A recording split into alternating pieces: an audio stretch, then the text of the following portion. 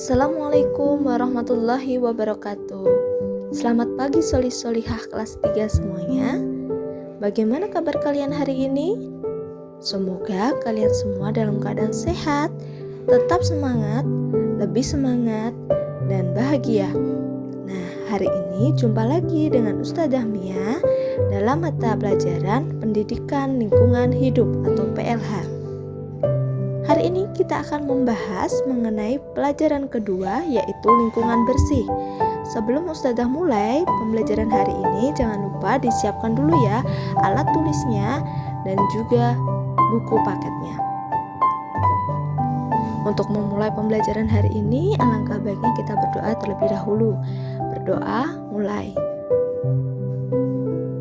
Berdoa selesai. Baiklah, anak-anak, mari kita bersama-sama menyimak penjelasan berikut ini.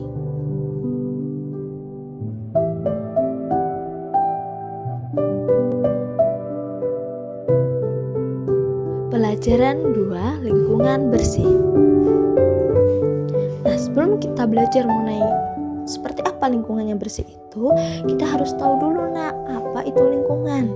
Lingkungan adalah segala sesuatu yang ada di sekitar kita, baik yang berupa makhluk hidup maupun benda mati. Nah, keadaan lingkungan yang bersih atau lingkungan yang kotor itu mempengaruhi kesehatan kita. Jika lingkungan kita bersih, maka tubuh kita akan sehat. Jika lingkungan yang ada di sekitar kita kotor, maka tubuh kita akan mudah untuk terkena penyakit.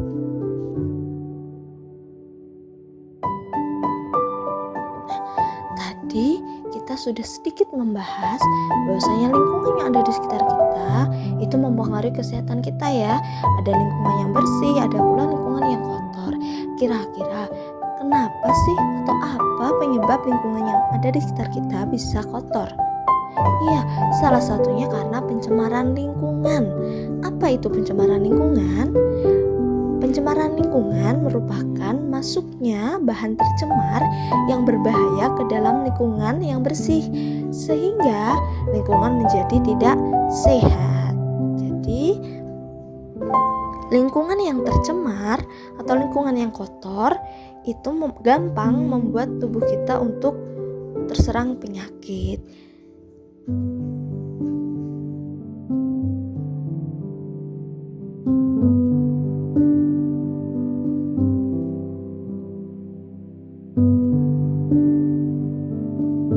Pencemaran lingkungan itu ada beberapa jenisnya ya nak. Yang pertama, pencemaran udara. Pencemaran udara terjadi karena masuknya bahan pencemar ke dalam udara yang bersih.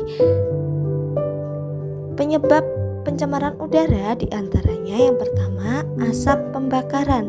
Asap pembakaran ini bisa berasal dari pembakaran sampah, bahan bakar pabrik, rokok, dan kendaraan bermotor. Kemudian yang kedua, ada debu. Debu adalah serbuk halus yang terbentuk dari bebatuan.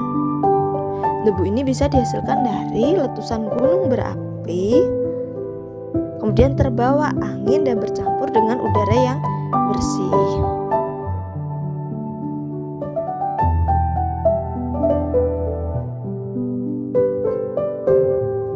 Kemudian yang kedua, pencemaran tanah. Pencemaran tanah menyebabkan tanah menjadi tidak subur. Tanah yang tidak subur akan sulit untuk ditanami tumbuh-tumbuhan. Pencemaran tanah penyebabnya adalah yang pertama, sampah plastik dan karet yang telah tertimbun di dalam tanah. Karena sampah plastik dan karet itu tidak dapat diurai di dalam tanah. Kalaupun bisa diurai, itu membutuhkan waktu yang sangat lama untuk menguraikannya. Kemudian yang kedua, limbah pabrik maupun limbah rumah tangga yang dibuang ke tanah. Untuk limbah pabrik itu ya bahan-bahan baku pabrik. Kemudian untuk limbah rumah tangga bisa seperti contohnya air sabun atau deterjen. Kemudian yang ketiga, pupuk dan pestisida. Pupuk dan pestisida yang digunakan dalam pertanian itu jika menyerap ke dalam tanah maka dapat mencemari tanah.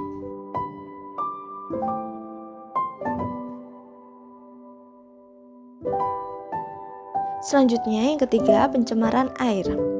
Air yang tercemar sangat merugikan manusia karena air yang tercemar mengandung bibit penyakit. Bayangkan air yang kita minum itu ternyata air yang tercemar. Tentunya hal itu dapat membahayakan kesehatan kita. Untuk penyebab pencemaran air, yang pertama, sampah yang dibuang ke sungai. Jadi maka usahakan jangan membuang sampah ke sungai ya nak, karena dapat mencemari air sungai. Kemudian yang kedua, limbah pabrik dan rumah tangga. Sama seperti pencemaran tanah tadi ya, limbah pabrik maupun rumah tangga itu juga bisa mencemari air jika dibuang ke air. Kemudian yang ketiga, tumpahan minyak di lautan. Misalnya ada kapal tangki minyak di lautan, nah itu minyaknya tumpah, itu bisa mencemari lautan. Kemudian yang keempat, pupuk dan pestisida. Yang kelima, racun untuk menangkap ikan. Oleh sebab itu, kalau menangkap ikan itu lebih baik menggunakan apa? Iya, menggunakan jaring ya. Jadi tidak merusak atau menyakiti ikan juga, dan juga tentunya tidak merusak ekosistem air.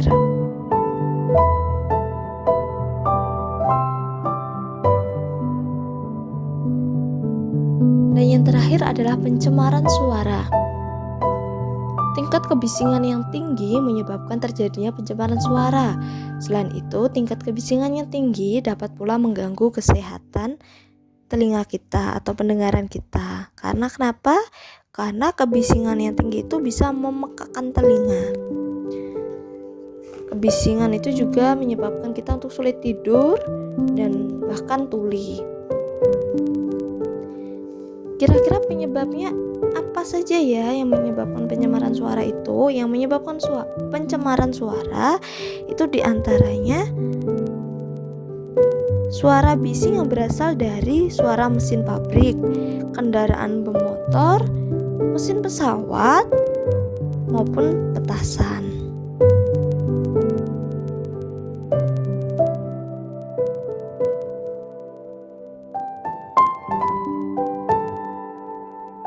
Baiklah anak-anak, tadi kita sudah belajar mengenai pencemaran lingkungan yang menyebabkan lingkungan menjadi kotor. Sekarang kita beralih untuk belajar mengenai lingkungan yang bersih dan sehat.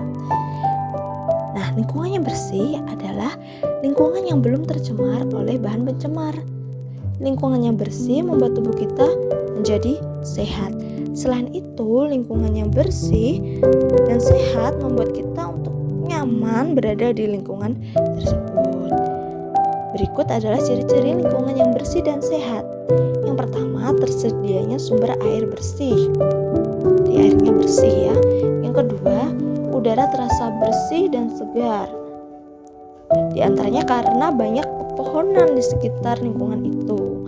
Yang ketiga, tidak ada sampah yang berserakan. Jadi, semua sampah dibuang di tempat sampah.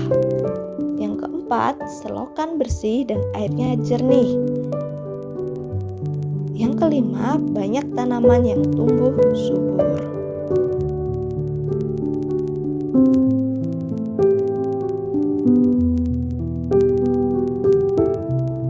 Selanjutnya, kegiatan kebersihan di sekolah. Lingkungan sekolah yang bersih membuat kita merasa nyaman untuk belajar dan berkegiatan di sekolah. Berikut merupakan cara yang bisa kita lakukan untuk menjaga kebersihan sekolah. Yang dulu ketika belum ada pandemi juga biasa kita lakukan untuk menjaga kebersihan di sekolah. Yang pertama adalah melakukan atau melaksanakan piket kebersihan kelas. Setiap kelas setiap harinya ada petugas piket kebersihannya.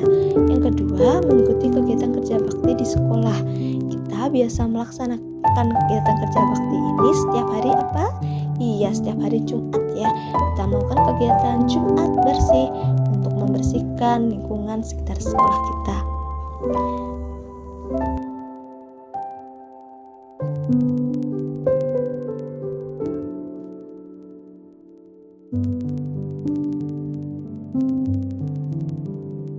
Baiklah anak-anak, bagaimana?